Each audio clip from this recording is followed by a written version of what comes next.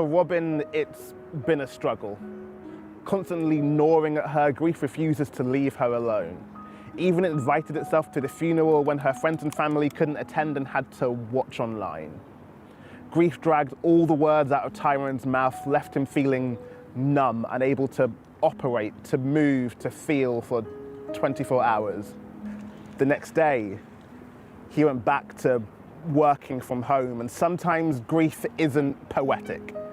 It just hurts and hurts and hurts, and whilst we're in lockdown, it feels like grief has nowhere else to go but stay with you. Grief doesn't observe social distancing, it doesn't wash its hands. Sometimes grief just sucks.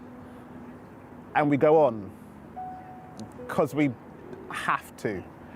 Uniting in memory over those that are no longer with us.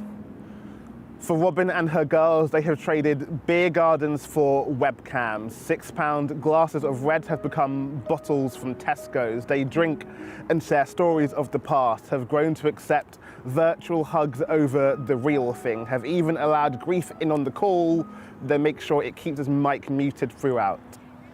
And Tyrone writes, knows that grief only came to visit when a friend he hasn't seen for 2 years was taken from him, and was surprised at how intrusive grief was annoyed at how grief took over the house until he saw that grief invited over remembrance.